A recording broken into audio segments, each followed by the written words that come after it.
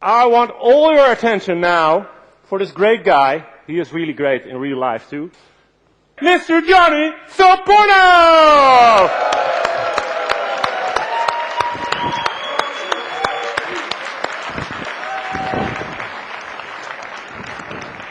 Thank you for that wonderful introduction. Oh, no problem. Being unaccustomed as I am to public speaking, I'm going to spend a little while talking to you all and trying to give you some new insights on some things that I expect some of you have already heard, and some things that I suspect are going to be reasonably radical. But I'm delighted to see the turnout, and I'm very, very happy that you're here. I was actually just in the green room talking with a couple of my colleagues, Zan and Adam Lyons, and we were all giggling because the three of us are all on respected top 10 lists of the world's greatest pickup artists, whereas none of us would self-describe as pickup artists. None of us would feel good if someone were to say, oh, he's a pickup artist. In fact, we're all pretty much in agreement. Right now, there's a huge movement of people, especially guys who are in this community, guys who are places like this right now, who've decided that what they really want to be is a pickup artist. And the thing about it is, there are no groups of guys who get together like this and say, what I really want to be is a con artist. I want to get together with a whole bunch of other guys and talk about ways we can get something of value from someone else for nothing.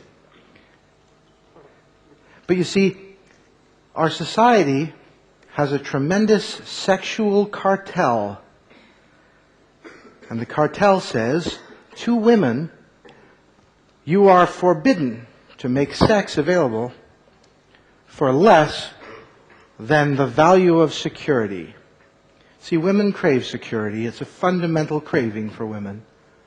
They crave it, they want it, and until they figure out for themselves that they can genuinely generate their own security for themselves, they believe they have to get it from other people.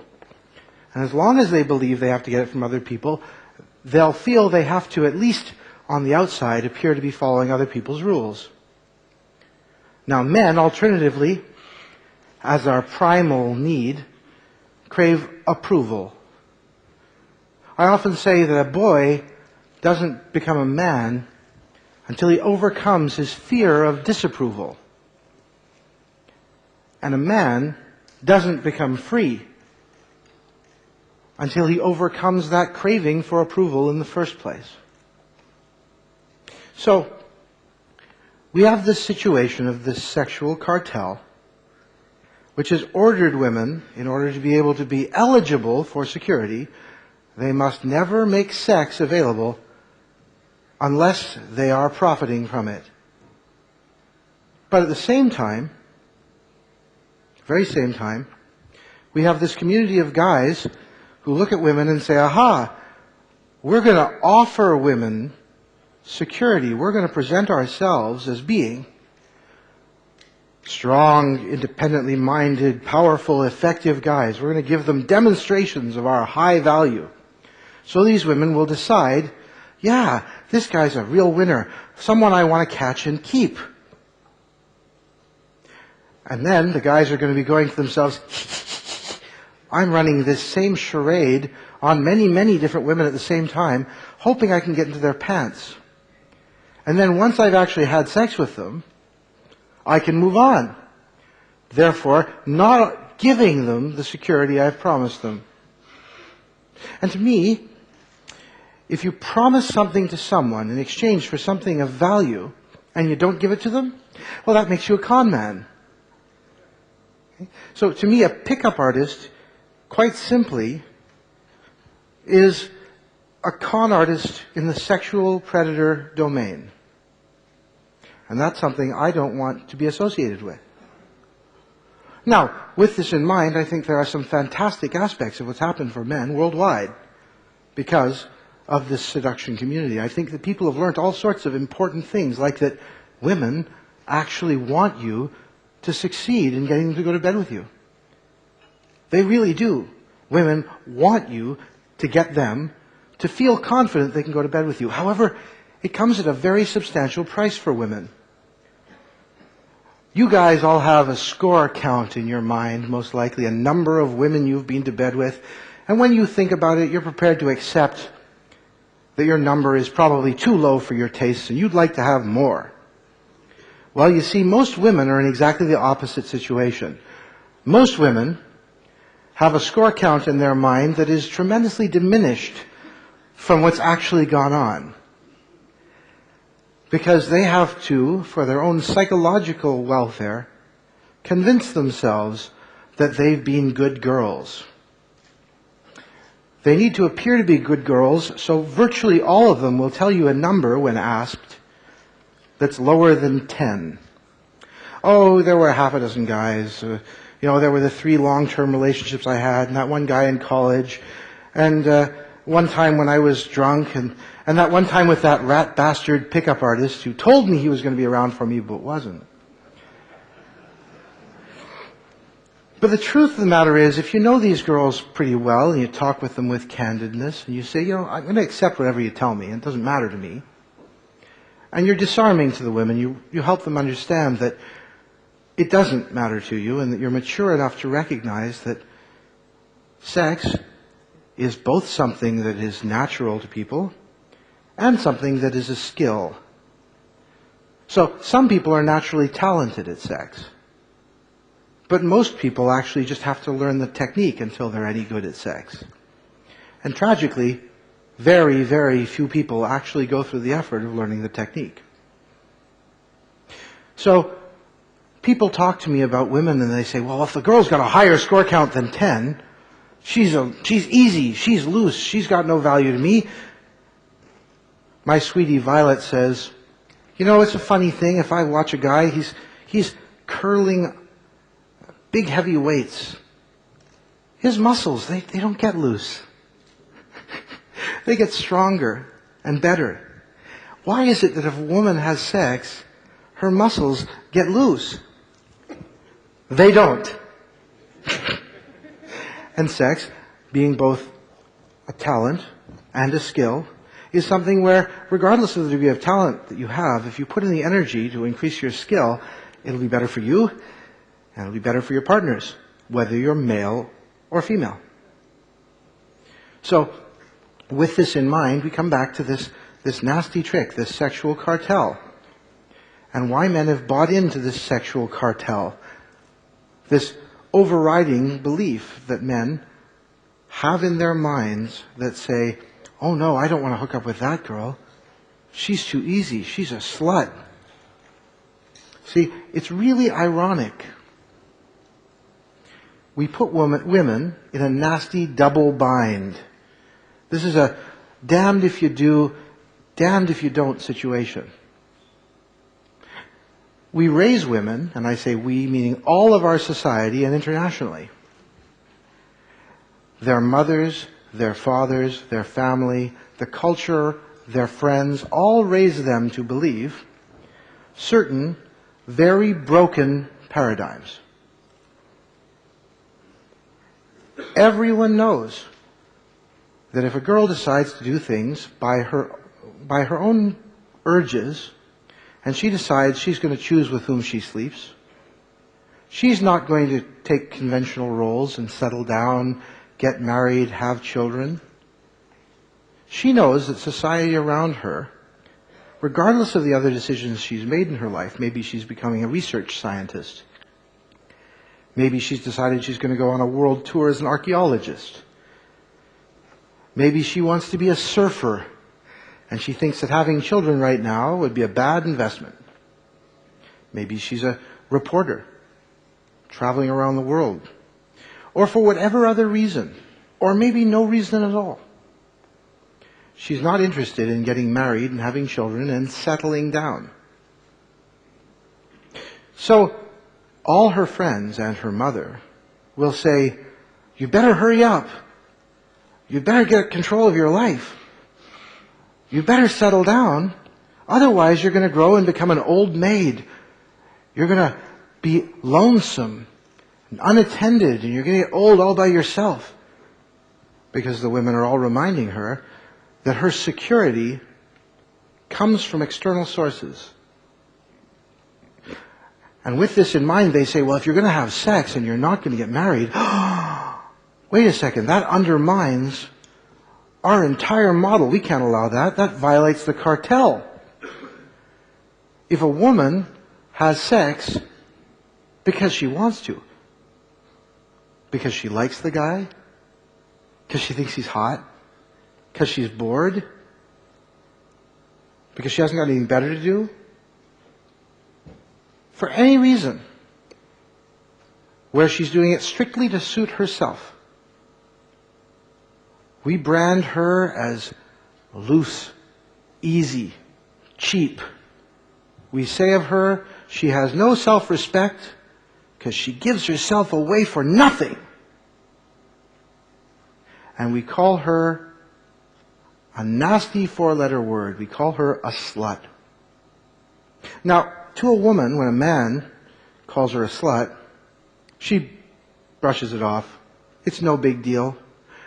To a man, when he describes a woman as a slut, what he means is, this is a woman who's having more sex than I would like her to. Doesn't matter how much. If it's your wife and you don't want her having sex with anyone else and you find out she's sleeping with the gardener, that's just one guy, she's a slut. To your buddy at school who knows a girl and he thinks she's sexy, but he looks at her and he knows, ooh, I know my friend Gary told me he went to bed with her, and I know my friend Bobby told me that he went to bed with her. And we all know in high school or amongst young men how honest they are. When this guy looks at the girl, he goes, yeah, she's been around a little bit. And then he tells his buddy who wants to hook up with her because she wants to hook up with him.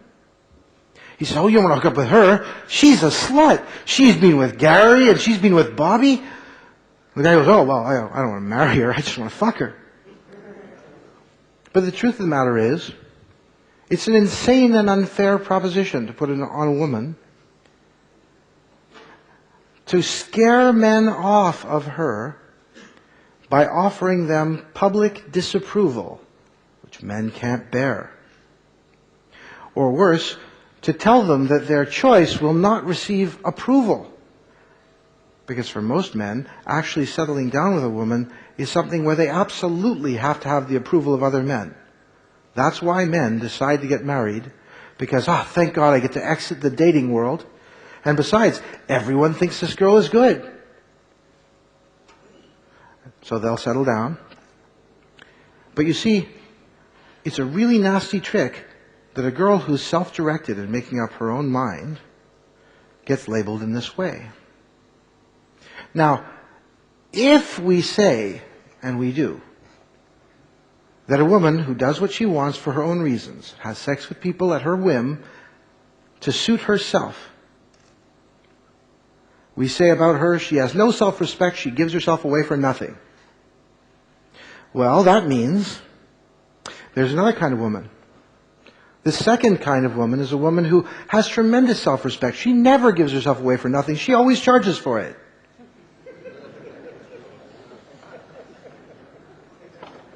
We have a word for a woman who charges for it too. We call her a whore.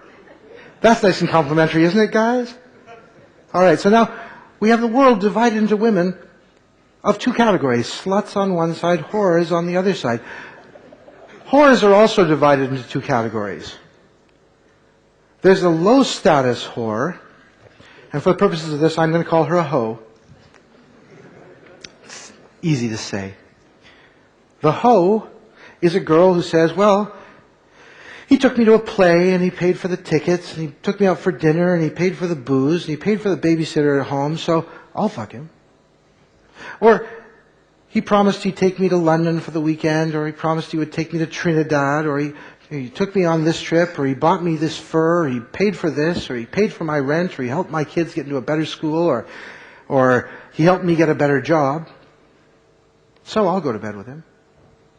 basically understanding that there's a direct relationship between her putting out and her bringing in. It doesn't matter. She could just be working in one of the booths around the corner from here saying, €50. But under all circumstances, the hoe is in a situation where she is not entirely disrespected, but she's certainly not praised. Then again, there's the high status whore. This one we call a contract whore. This is a woman who is able to demonstrate that she's in such high demand, that she's of such high quality, that she will vend her sexuality to just one client in exchange for a lifetime of support for herself and her children. And once she's signed this contract, she won't even have to have sex with her client.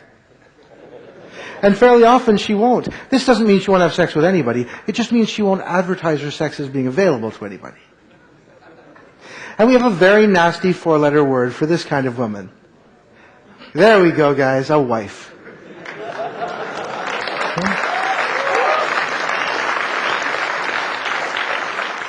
This is society's nasty trick. It wasn't designed by women, it was designed by men. And women have been supporting it ever since. And it's a really nasty trick, and it's unkind to women and extremely unkind to us. Because you see, we've bought into this cartel. We've decided that if we get something for nothing, it's got no value. But you see, if a woman chooses to come to bed with you for her own reasons, then it's not for nothing, it's for her reasons. Just because you didn't have to put anything into the equation, as far as you know, just the very fact that you are you is your investment in that part of this deal. You don't have to be anything other than you. I can promise you guys, I spend about 1 second a year trying to be impressive. Then I catch myself. As far as I'm concerned, I am exactly the way you see me. This is what you're going to get. Oh, I'll put on or lose 20 pounds sometimes. I'll change my facial hair a little bit. But I'm exactly the way I am. And I really love me. I'm so proud to be me. I love the work I do. I love the people I help. I really do. And I do this work. I'm on a mission.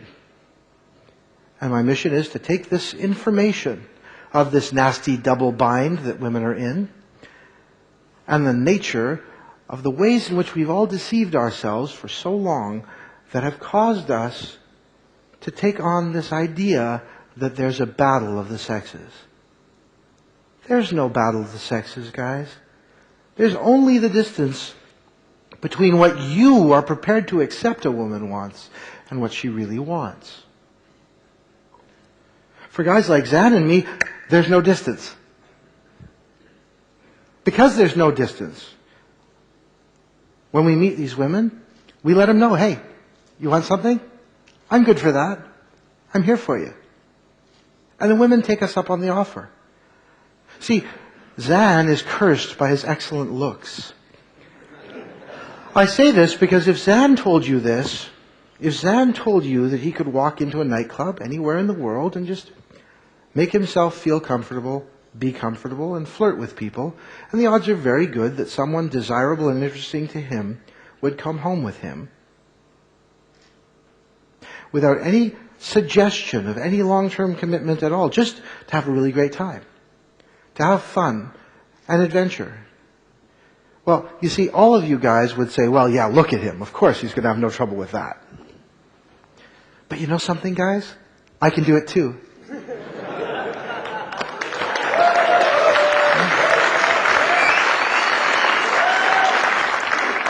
Looks don't even enter into it.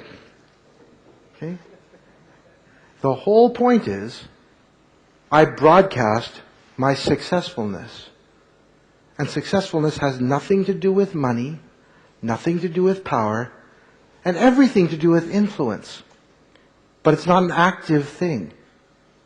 Successfulness is what you get automatically when you feel you've arrived, where you feel you are self-satisfied and you're also happy.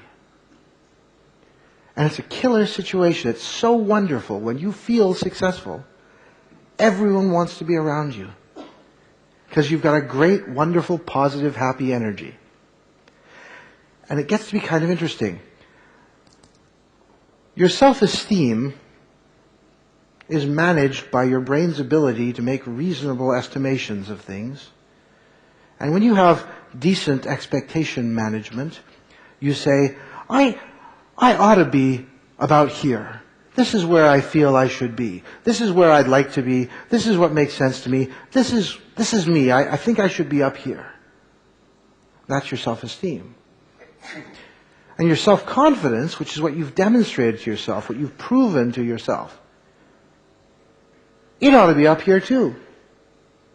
So that when you estimate yourself and what you've proven to yourself are equivalent, you've got self-satisfaction.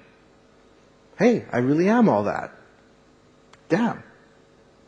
Now, there are a lot of people out there who have this, and they live this way all the time. They're every bit as good as they think they should be. They're comfortable with that.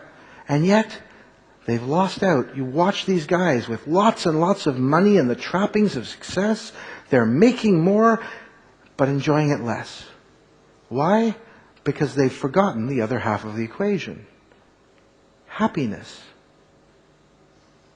They don't understand what happiness comes from. They all think happiness is something that they have to earn. They have to get it from somewhere. If I can just find the right woman, if I can just find the right job, if I can just get the right car, I'll be happy then. All I need is this and this and this, and then I'll be happy. Happiness is something you are, not something you get. Happy is something you experience purely internally. It has nothing at all to do with anything else in your world. In fact, I'll take it a step further. I'll bet you a lot of you guys have been miserable for no reason. I bet a lot of you guys have sat there and just been pissed off and angry and feeling let down by the world. And you felt you just weren't good enough. And you were just angry and unhappy. And it was all because, after all, you're doing your best, but you're just not making it the way you're supposed to be. And you're just miserable for absolutely no reason. Of course, you can be miserable for no reason. But then again, you can also be happy for no reason. The only reason I ever need to be happy is that I can be. In other words, I know that my happiness starts with my choosing to be happy. I recognize that my misery is my brain's poor expectation management saying, damn, I should be here, but I'm not for some reason. So I have to say, wow, why do I think I should be here? Is it because my parents said I ought to be a medical doctor or a scientist or whatever it was they thought I should be? And maybe I've disappointed them by not being that. Maybe I've all my life felt I've let other people down. Well, damn, what a shame. But they're not you. You're you. What they want for you shouldn't matter to you. If your parents look at you and think, what a terrible job I've done as a parent, look at you. Then you look back at them and you say, yeah, you did a shitty job as a parent. I had to grow up in spite of you. Now, fuck off. Because really, if that's your attitude, I don't have time for you. I'm the person I am as a product of all the things I've done to make myself the way I am. And you know, I look at myself and I think there are things I'd like to improve, and I'm going to work on those too. And as I go through this world, through this long trip, this journey of success, anytime I can be happy, whether I'm being externally valid, in other words, whether you think I'm being successful or not, I can be happy. Because my happiness begins and ends and is 100% an internal thing. It's just me. No one in the world can make me unhappy. Nobody. Nobody in the world can make me happy. Nobody. I don't look to another person ever for my happiness. Now, the only thing you can ever do for a person, the best thing you can do for a person, is encourage them to be happy. Encourage them. Remind them that they can be. Remind them they just have to want it. And then sometimes you'll have to help them out by suggesting that you will help remove what they see as blocking items preventing them from being happy. Oh, if only I could this, if only. You have to help them understand, okay, you know what, we're going to take those things away. Now, feel that happiness? Right? Wouldn't that be great if I could just do this? That happiness, hang on to it because it's real. And all those things you think you need to have to get past, you don't. That's your ego telling you. Your ego is saying to you, oh no, I need these, I need this, I need this. If I don't have this, I won't allow myself to be happy. Now, most of you probably aren't familiar with your ego. You never really talk to your ego. But your ego sure talks to you. As a matter of fact, right now, that little voice inside your head that's listening to every word I'm saying and compartmentalizing it and saying, oh, he's full of shit, or wow, he's right, or whatever. That little voice that every time I bring it up, you'll notice is there. It's not letting you listen to me. It's intercepting everything I'm saying and then packaging it out and putting it where it wants it. That little voice works very, very hard to ensure that nothing changes. That little voice really has a lot of momentum and it really wants for things to stay the same. Most people would rather fight, maybe die, certainly run the risk of killing in order to prevent having to accept a change in their preconception. Armies are filled with soldiers based on this. Now, a couple of moments ago, I told you guys something that was probably a paradigmatic shift for a lot of you, and that is that women have this nasty trick. They're all taught by their parents that the right thing for them to do is become contract whores. Find their security by finding a man who will assure it for them. I don't know if any of you guys go fishing. One of my favorite jokes. Why do women have pubic hair? Well, to hide the hook. You see, that's why my women all shave. Anyway, on a serious note,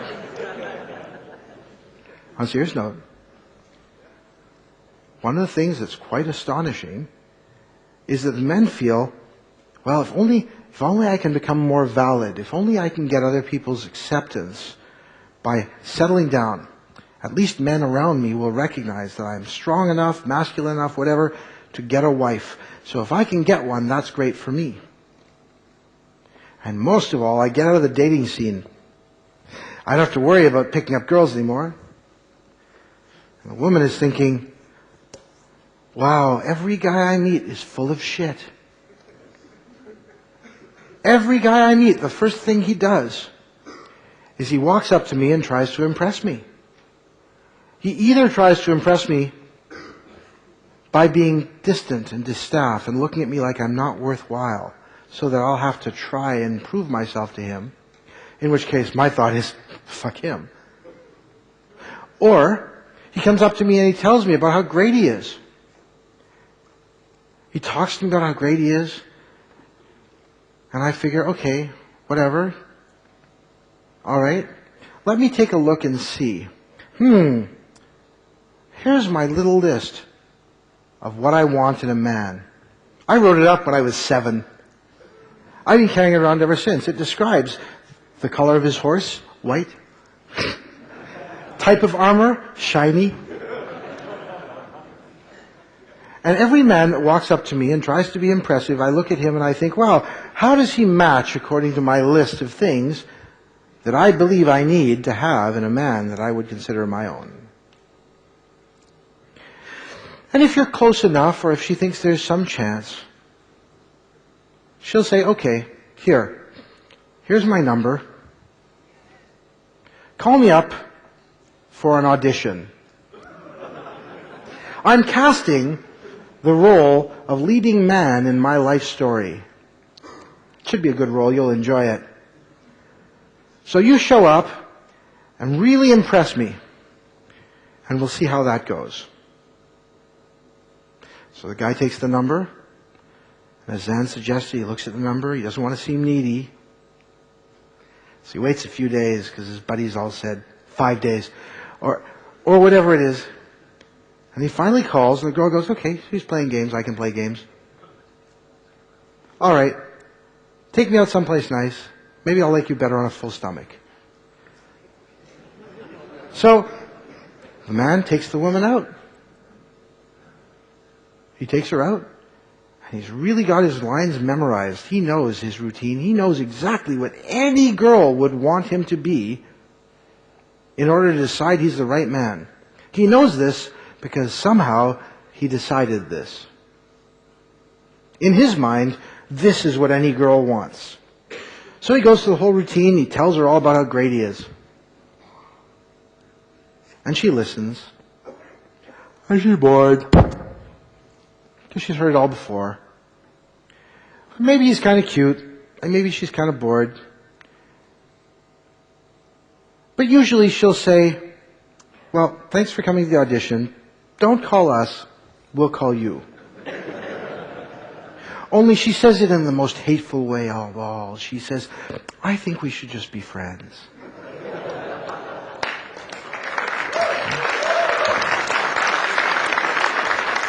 And you walk out of there thinking, fuck, I thought I nailed it this time. But the truth is, even though you'd chosen your audition piece and done a great delivery, you didn't satisfy what she needed because you didn't actually find out what she wanted. You went there to show her who you were. And if you're a pickup artist, you've probably had a lot of guys tell you about their great successes with their lines, so you're using someone else's script anyway. And if it doesn't work, you go, ah, shit, that didn't work. Oh, well, I must not have done it very well. So you go back and you try and refine it. But the truth is, any woman you talk to, any woman, will tell you, just be yourself. And you think, what the fuck does that mean? Just be yourself. That's no use. No woman would possibly want me the way I am. I have to be bigger than life in order for her to want me. But you know what, guys? When she says, just be yourself, she's not actually saying, you, as you are, will definitely get a piece of my ass. What she's saying is, please, oh please, don't pretend to be something you aren't. Because if you do pretend you're something you aren't, and I buy it, eventually, I'm going to find out that it's not real. And when I find out it's not real, I'm going to punish you. I'm going to punish you in ways you can't imagine. I'm going to spend the entire time we're together as a couple trying to make you be the way you suggested that you were. And after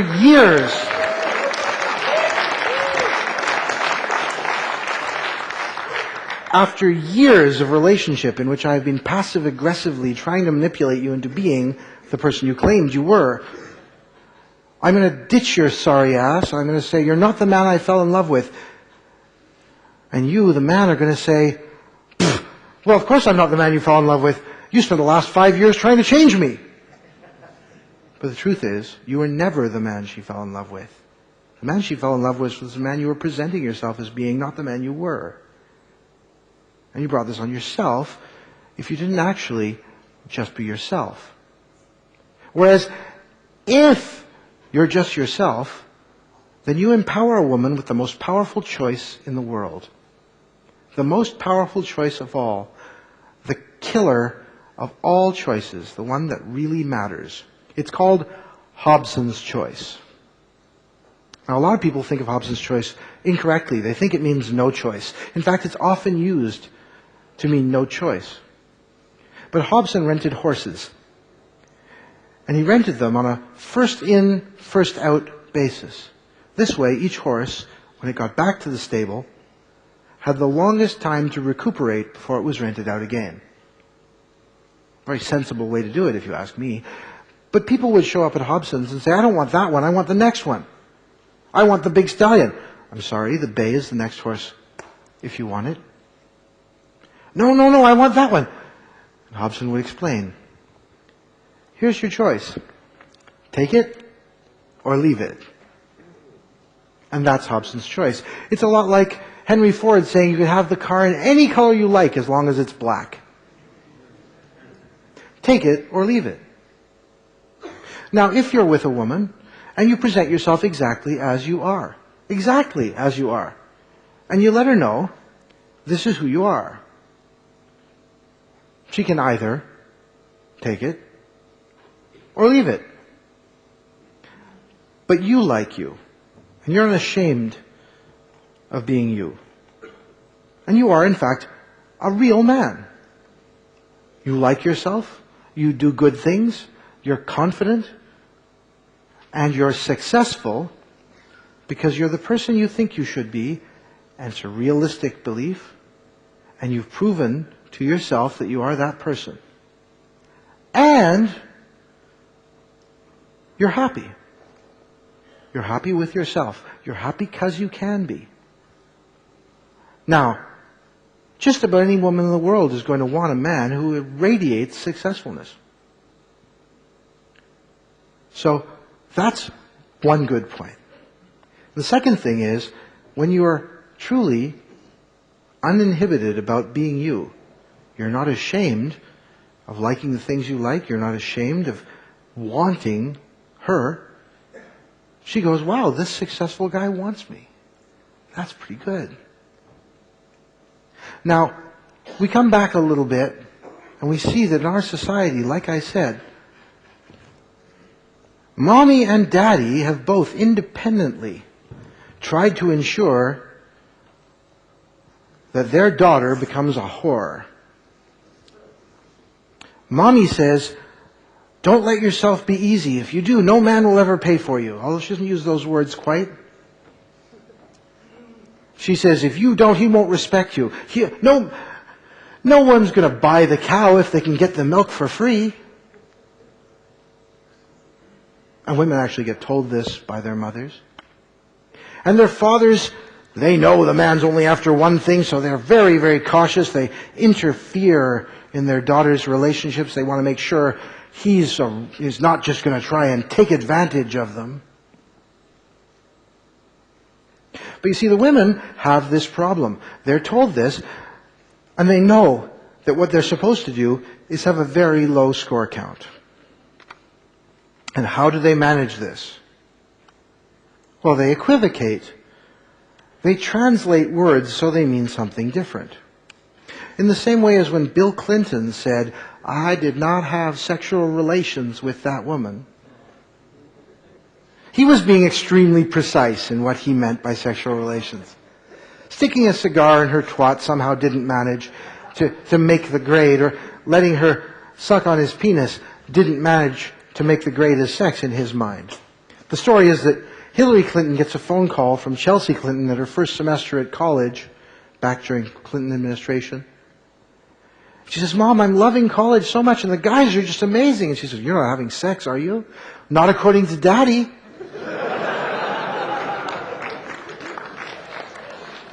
Okay? Now, so what does a girl do? You talk to your girlfriends, you talk to your friends, women that you trust and who trust you. Women will open up to you because they don't see you as a threat. They don't think you're trying to own them. You're not trying to put a ring on their finger. You talk to these girls frankly and say, so what's been going on in your sex life? They say, well, I haven't had any sex since I broke up with Howard 6 months ago. You say, what? Wait a second, what about that guy you went home with that night from that club? That guy, that night, that club, no more specific. Oh, him? That didn't count. He didn't have any condoms, so he just had oral and anal sex. That didn't count. He didn't get me off, so it didn't count. He gave me a wrong number, a phony number, so it didn't count. I never knew his last name, so it didn't count. I was wearing blue underwear, so it didn't count. Women can find any reason in the world not to count things. My autobiography is entitled, The Man Who Didn't Count. For an awful lot of women over an awful long time, I have been just a friend. Just a friend. Oh, Johnny, he's just a friend. I say, think of me as one of the girls with a ridiculously large clit.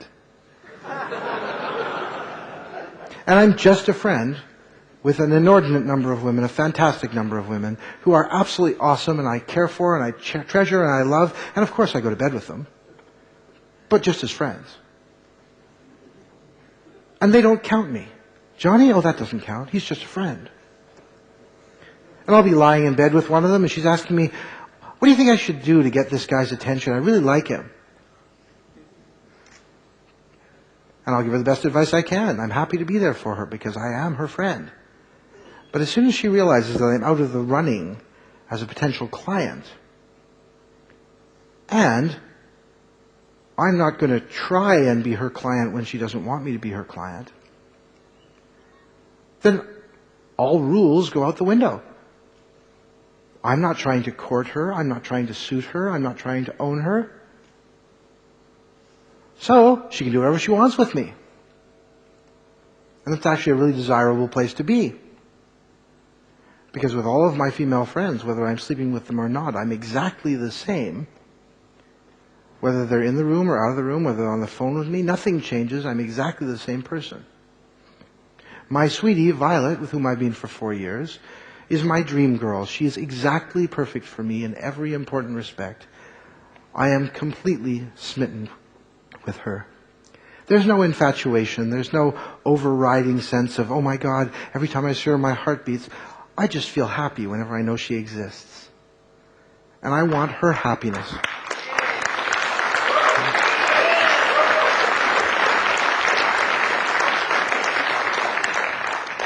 She encourages me to do things with other people because she knows that by my nature, if I have sex routinely with other people, I always have plenty of sexual energy and excitement for her.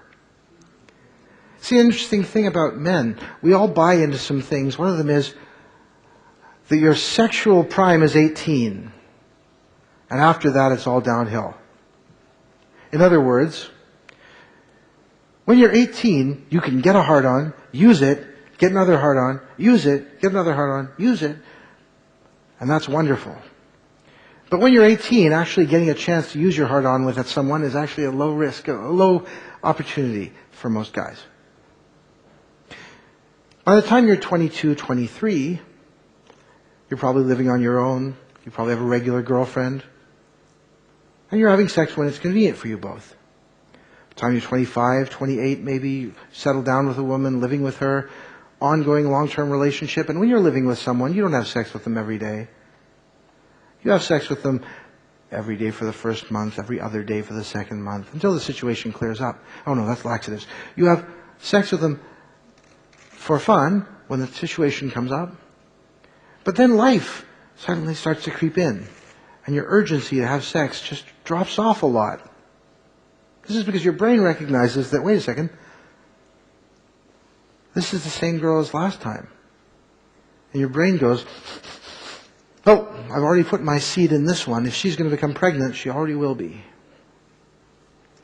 But if you find a different girl, suddenly your arousal goes up completely. Your testosterone production goes up. Even your sperm concentration goes up. Your brain says, aha, another place to put my semen.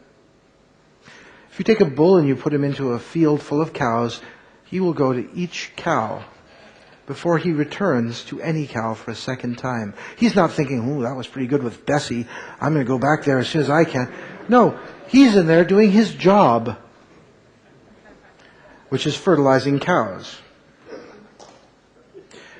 Now, when you settle down with a woman for a long time, if she doesn't understand this about you, she may feel very heartbroken by the fact that it seems your sexual enthusiasm has dropped off. And the reason for it is because she's just one girl. And it doesn't matter if the other girl you find is in every way aesthetically identical. She's a different girl. And that difference is going to make all the difference.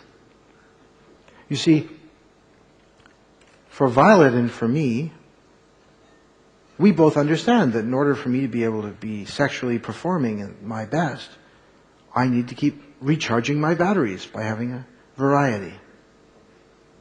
For some people, they tend not to have relationships that are long enough to reach that second month where the enthusiasm starts to die off. But for me, I've found something that works so well for me. But in order to make it work, I have to remember that what's sauce for the goose is sauce for the gander. So my relationship with all my female friends consists of 2 rules, and they're insanely simple, and they keep my life stable and happy and harmonious and positive. Rule 1, I won't be any woman's only male lover. Rule 2, I insist that all of my playmates do their best to get along with my other playmates. Rule 1 guarantees that I will never become complacent, never take them for granted, never forget that I have to keep making sure I pay the right kind of attention to them in order to get them to want to come back. It also guarantees that they know the difference between the quality I provide and the quality someone else provides. But you see, I look at my life and I say, well, what am I good at? What am I sexually? I'm a steakhouse. That's what I provide. I provide steak. Best damn steak in town. And a long-term relationship normally takes the shape of this. Hey, honey, what's your favorite steak? Filet mignon? Wonderful. I will give you filet mignon for breakfast, lunch, and dinner, midnight snack, early morning snack. Anytime you want, filet mignon for every single meal you eat from now on for the rest of your life. And all it's going to cost you is that you must never, ever, ever, ever have anything else. Because if you do, you can never have filet mignon again.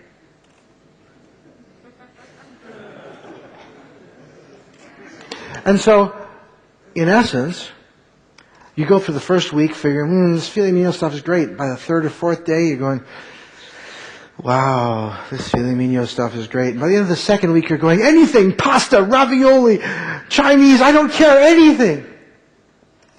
Because people need variety. Now, human beings aren't quite as simple as a simple steak meal. But when it comes to sexuality, I like this metaphor. It works very well. I make great steaks. Violet knows this. She's happy to be there because she loves steak. But I don't make Chinese food. I don't make lasagna. And if she wants pasta, or she wants Spanish tapas, or she wants Greek, well, okay, somebody's making an exception there, but she wants something that's not on my usual menu, I say, go find it.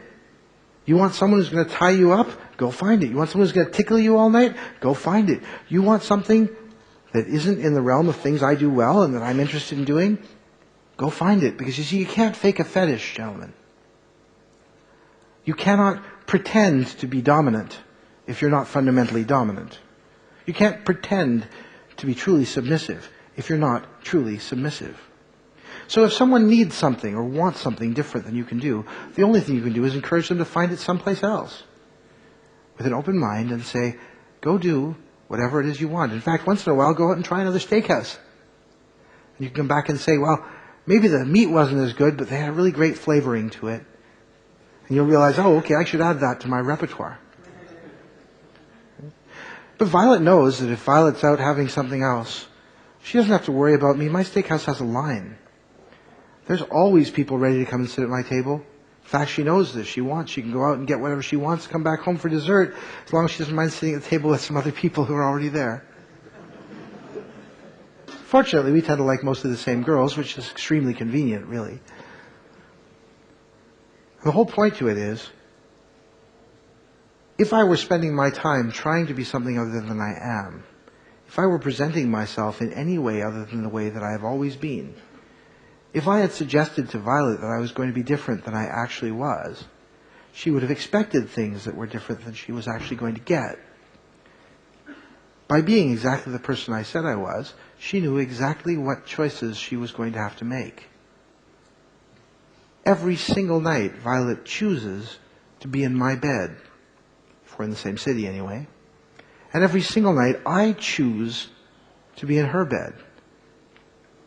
And let me tell you guys, that's a damn sight more of an affirmation, more satisfying and more wonderful than any marriage contract that binds us against our will would ever be. If I'm in bed with Violet, it's because I choose to be. Violet's a beautiful girl. It would take her about 30 seconds to find someone else who would offer her a place to sleep. It might take me a whole half hour before I found a girl to take me home. We both know this. We both know this. So it's a wonderful thing. We can make this choice. And every day it's Hobson's choice. Every day we make the same choice. Why? Because we really want to be with one another. And I'm never, ever, ever, ever jealous. Ever. Because if it turns out that Violet finds something she wants that isn't me and tells me she has to go, my love for her is so profound and real, all I need from her is her happiness.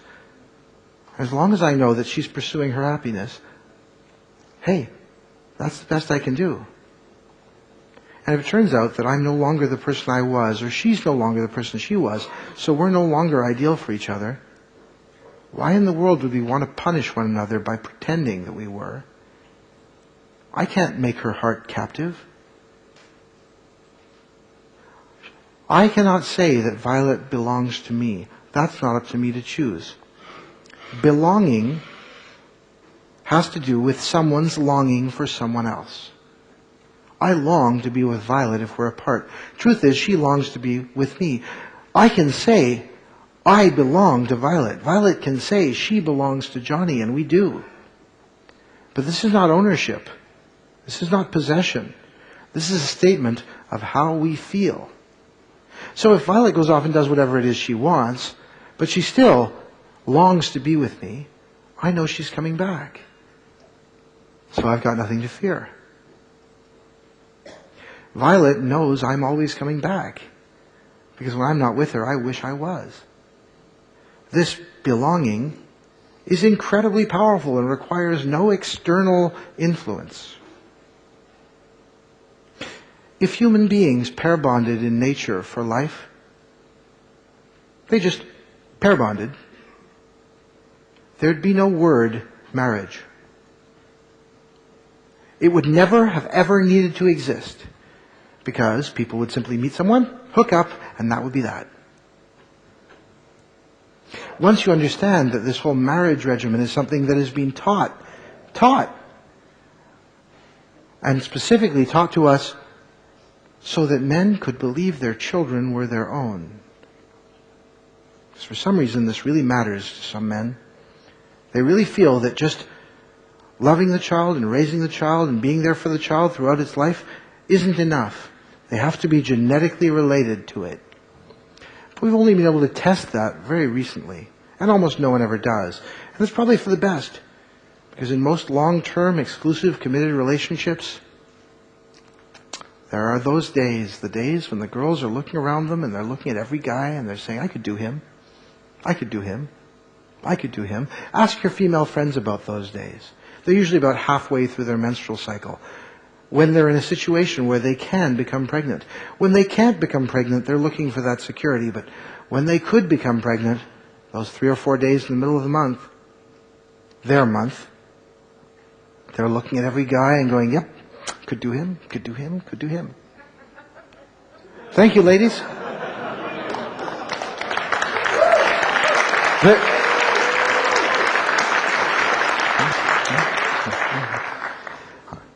I'm getting the bums rush off stage, so I'm going to tighten this all up for you really quickly. Aside from the fact that you can find lots more about this at my website, I have 6 hours of free videos which any of you are welcome to download and distribute. I really hope you will, and take notes because there's an awful lot to them. But I'd like to share with you something that I want you all to think about, which is what Zan and I, and now a bunch of other people have all agreed, is the best oxymoron of the new millennium. An oxymoron, of course, is something that's internally inconsistent, like military intelligence or postal service, jumbo shrimp. Okay? This is the best new oxymoron of the millennium. Successful pickup artist.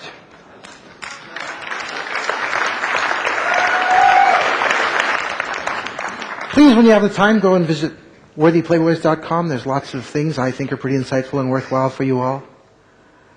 And when you recognize that you don't need to be anything other than yourselves with women and give them the opportunity to choose by actually being a person that you think is worthwhile enough, don't present yourself as being anything other than what you actually are. And be completely confident and playful. Then women will decide. Maybe they'll decide, this guy's not right for a long-term relationship, but I'd sure like to fuck him. And when those girls make that decision, don't think they're bad girls. They're not. They're wonderful girls. They're girls who, just like you, don't believe that making up their own mind means they have no self-respect. Is there any guy in here who figures if he makes up his own mind, it means he has no self-respect? Of course not. That's the stupidest thing in the world. Why is it all women have been taught this for so long? It's because daddy needs to look at his son and say, well, you're clearly my son, despite the fact you don't look anything like me, because your mommy was a nice girl, a good girl. She didn't put out until our 5th date. Therefore, she's not into sex. Therefore, she wasn't banging the mailman or the cable guy or the guy she was learning Spanish from or any of those other guys that no doubt she was having sex with. So, with this desire to believe that our children are our own, we live in denial and we make women support our denial, and women are very good at lying to themselves and others, which is why women don't trust each other. Ask any woman. Say, someone said to me today, they said, if there's one thing all men and women can agree upon, it's that you can't trust women. And they'll all go, yeah. It's not their fault. It's because society has built a framework for them that does not actually apply to them. When these rules were made, women were just property. Women have decided to follow men's rules. These rules were made for men so that other men wouldn't have to worry about those men trying to steal their women. So on that, having no more time, I want to thank you all for your attention. It's been a lot of fun.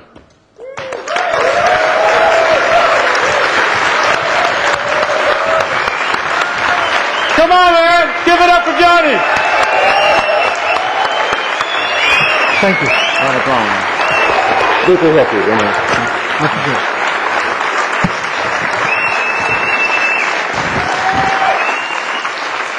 Come on, Johnny, take your applause. They're not ready. Come on, come back. Johnny, come back.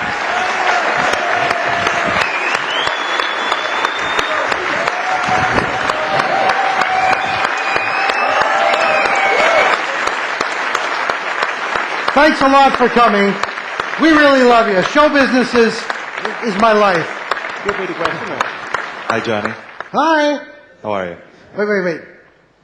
Hi, my name's Johnny. I'm a recovering pickup artist. Go ahead. I have a question for you. I'm not a jealous man at all, by nature. But if someone has an issue with jealousy, how do you advise them to deal with it? Perfect, good question. Thank you very much. Jealousy is an ego problem. Jealousy is your ego saying, uh-oh, if I open my life so that my woman can choose, she won't choose me. Do you understand? Yeah, that's true. It's as simple as understanding that if you have such a poor opinion of yourself that you think if your woman can make the choice, she won't choose you, then improve you or recognize that you're good enough. You see, as soon as your woman goes off, your woman goes off and does something for fun, with your authority and permission. Hey, hon, you're a free woman. Make your own call. I'm here for you if you still want me. And she comes back and she says, oh my God, that was tragic.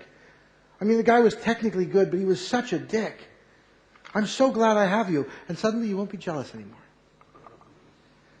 Because you just need to experience it once to realize that, you know, she'll make her choice and she'll come back. When you open the door and your cat runs out, you worry the first time. You worry the second time. After the third or fourth time, you know the cat's coming back. Interesting thing about jealousy, I want you all to think about this one. If you have a dog and you bring home a new dog,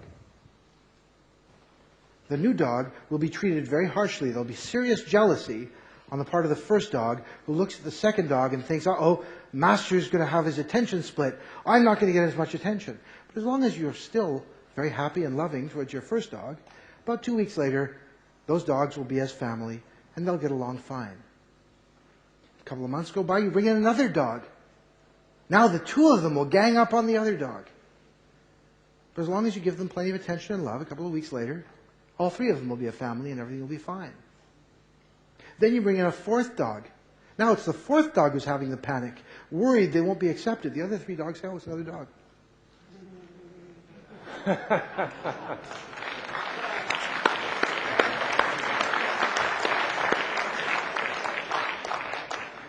Anybody else? Well, Violet made this shirt for me. I wear it sometimes. It says, I like girls that like my girlfriend. In truth, Test. Johnny? oh yeah, this thing's still on. This belt is very powerful for me. I love this belt. It says mistletoe. For those of you who aren't familiar with the concept of mistletoe, it's something under which people are supposed to kiss.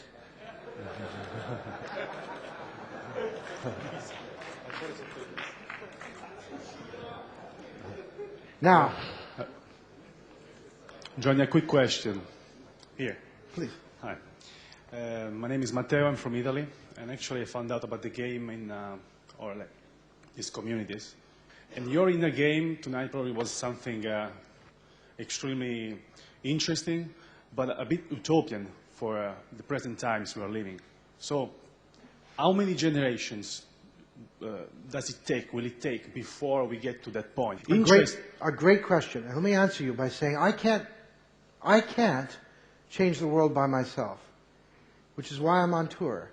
We can all win the game of life. And the most wonderful thing about this game is, in order for you to win, nobody else has to lose. We can all win at once. It's not a zero-sum game. No one has to lose in order for me to be happy. No one has to lose in order for me to feel successful. And so I feel successful and I am happy all the time. And people love to be around me because I radiate this happy, self-confident successfulness. And it's infectious. And I'm very encouraging and very positive, and I help other people to understand they can have it too. At no cost. It's like a candle. When you bring another candle to it, poof, now you've got twice as much light and twice as much heat at no cost to the first candle. And you can repeat this and repeat this. So how many generations? As few as we can manage, as long as this snowball gets rolling fast. If everyone takes this. Okay. Thank you, gentlemen. Okay, thank you. Thank you, Johnny.